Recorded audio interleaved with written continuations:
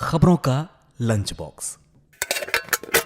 नमस्कार, रेडियो मणिदान पर आपका बहुत बहुत स्वागत है। मैं हूं आपके साथ अभिषेक गुप्ता और आप सुन रहे हैं खबरों का लंच बॉक्स। चावल के एक्सपोर्ट को लेकर सरकार ने लिया कौन सा बड़ा फैसला? क्या बदलने वाले हैं केवाईसी के नियम? यूपीआई स्कैम को लेकर किस बैंक ने दी चेतावनी?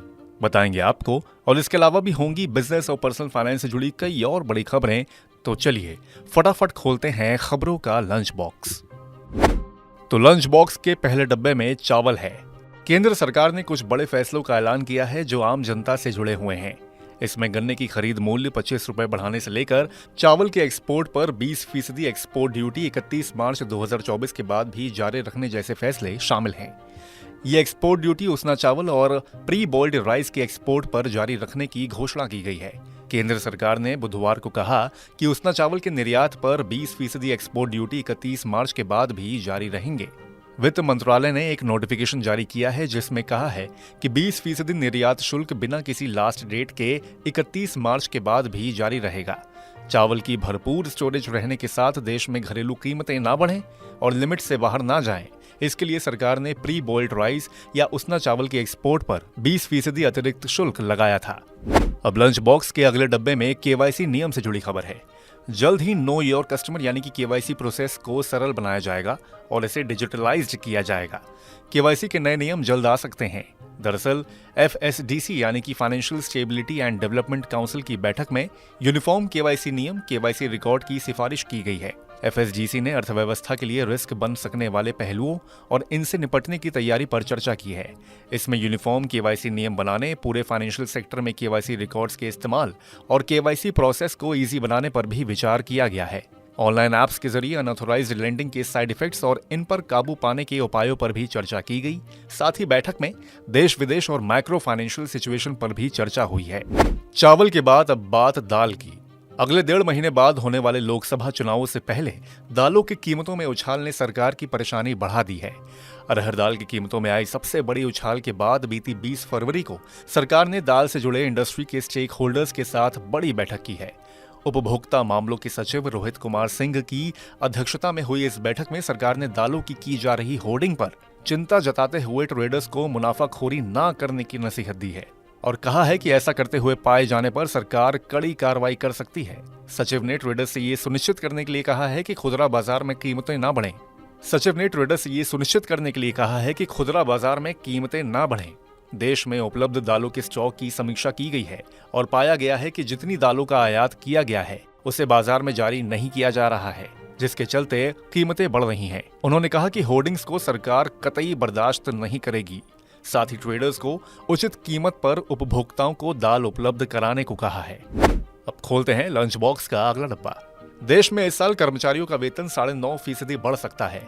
हालांकि ये 2023 की रियल सैलरी इंक्रीज यानी कि 9.7% से थोड़ा कम है। Global professional services company aeon PLC ने सर्वे रिपोर्ट में कहा कि वैश्विक महामारी के बाद 2022 में हायर सैलरी इंक्रीज के बाद ये भारत में 10% से कम पर स्टेबल हो गई है। रिपोर्ट के मुताबिक जियोपॉलिटिकल इश्यूज के बीच प्रमुख अर्थव्यवस्थाओं में सबसे ज्यादा वेतन वृद्धि भारत में जारी है। बांग्लादेश और इंडोनेशिया में 2024 में क्रमशः 7.3% और 6.5% एवरेज सैलरी इंक्रीज का अनुमान है। सर्वे 45 उद्योगों की 1414 कंपनियों के आंकड़ों के विश्लेषण पर आधारित है। अनऑथराइज्ड लोन को लेकर एक बड़ा बयान वित्त मंत्री की ओर से आया है। अब वित्त मंत्री निर्मला सीतारमण ने आरबीआई के साथ साथ कई फाइनेंशियल रेगुलेटर्स को ऑनलाइन ऐप के जरिए अनऑथराइज्ड लोन बांटने पर लगाम लगाने के लिए एडिशनल स्टेप्स उठाने का निर्देश दिया है।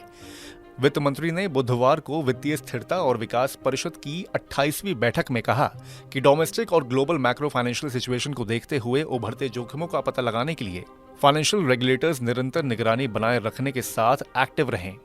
सरकार ने दिसंबर में संसद में बताया था कि गूगल ने अप्रैल 2021 और जुलाई 2022 के बीच अपने प्ले स्टोर से धोखाधड़ी में इन्वॉल्व्ड 2500 से ज्यादा लोन देने वाली ऐप्स को निलंबित किया है या हटा दिया है।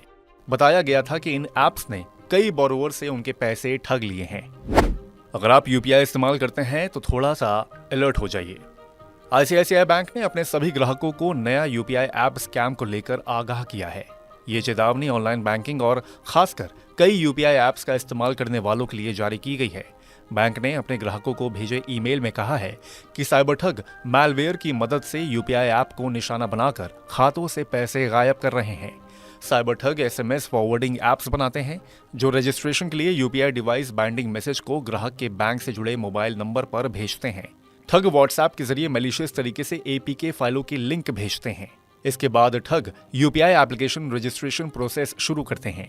जैसे ही ग्राहक उनके भेजे गए लिंक पर क्लिक करते हैं, उनका बैंक खाता खाली हो जाता है। तो सावधान रहिए। अब खोलते हैं लंच बॉक्स का अगला डब्बा। मुकेश अंबानी की रिलायंस इंडस्ट्रीज लिमिटेड अगले महीने चैट जीपीटी के जैसा एआई चैटबॉट हनुमान लाने की तैयारी कर रही है। कंपनी इसके लिए 8 एफिलिएटेड यूनिवर्सिटीज के साथ मिलकर काम कर रही है, जिसे भारत जीपीटी ग्रुप नाम दिया गया है। कंपनी ने एक टेक्नोलॉजी कॉन्फ्रेंस के दौरान ये एआई चैटबॉट दिखाया। एआई मॉडल ने अपने कामकाज की एक झलक भी पेश की। इसमें एक बाइक मैकेनिक को तमिल में सवाल पूछते हुए दिखाया गया, जबकि एक बैंकर को एआई बॉट के साथ हिंदी में बात करते दिखाया गया। एक डेवलपर को एआई मॉडल की मदद से कंप्यूटर कोड लिखते हुए भी दिखाया गया। एआई मॉडल को 11 लोकल लैंग्वेजेस में काम करने के लिए तैयार किया गया है। Hanuman AI model 4 sectors governance, health care, education और फाइनेंशियल सर्विसेज पर काम करेगा। इसमें स्पीच टू टेक्स्ट कैपेबिलिटी भी होगी। एलआईसी 13 साल के बच्चों के लिए एक नया इंश्योरेंस प्लान यानी कि एलआईसी अमृत बाल लेकर आई है। इस स्कीम को प्लान 874 का नाम भी दिया गया है। फीचर्स की बात करें तो ये पॉलिसी 30 दिन की उम्र से लेकर 13 साल तक के बच्चों के लिए ली जा सकती है। मैच्योरिटी 18 साल से 25 साल की उम्र में होगी। पॉलिसी के लिए 5, 6 और 7 साल का प्रीमियम पेमेंट टर्म भी अवेलेबल है। मैक्सिमम प्रीमियम पेमेंट टर्म 10 साल है। आप सिंगल प्रीमियम पेमेंट ऑप्शन भी चुन सकते हैं। इसके तहत आपको कम से कम 2 लाख रुपए का इंश्योरेंस लेना होगा। मैच्योरिटी सेटलमेंट को मनी बैक प्लान की तरह 5, 10 या फिर 15वें साल के लिए लिया जा सकता है। इसी के साथ हम लोग आ गए हैं लंच बॉक्स के आखिरी डब्बे में। ओल्ड व्हीकल स्क्रैप पॉलिसी को अच्छा रिस्पॉन्स नहीं मिल रहा है। इसे देखते हुए सरकार अब इसे और अट्रैक्टिव बनाने पर विचार कर रही है। सड़क परिवहन मंत्रालय स्क्रैप पॉलिसी को आकर्षक बनाने के लिए इसमें कई दूसरे लाभ जोड़ने पर चर्चा कर रही है। नई स्क्रैप पॉलिसी को नई सरकार के गठन के बाद पेश किया जा सकता है। मौजूदा स्क्रैप पॉलिसी में ज्यादा इंसेंटिव न मिलने की वजह से वाहन मालिक अपने पुराने वाहनों को स्क्रैप के बजाय ग्रामीण बाजारों में बेचने को प्रायोरिटी दे रहे हैं। तो इसी के साथ बंद करते हैं खबरों के लंच बॉक्स को। उम्मीद है कि इसमें पेश की गई खबरें आपको पसंद आई होंगी। अगर ऐसा है तो हमें कमेंट करके जरूर बताएं। बाकी बिजनेस, पर्सनल फाइनेंस और कॉर्पोरेट जगत से जुड़ी और खबरों के लिए सुनते रहिए रेडियो मनी 9 और डाउनलोड कर लीजिए हमारे मनी 9 ऐप को। हमेशा की तरह मैं हूं आपके साथ अभिषेक गुप्ता। अभी लेता हूं विदा। धन्यवाद। खबरों का लंच बॉक्स।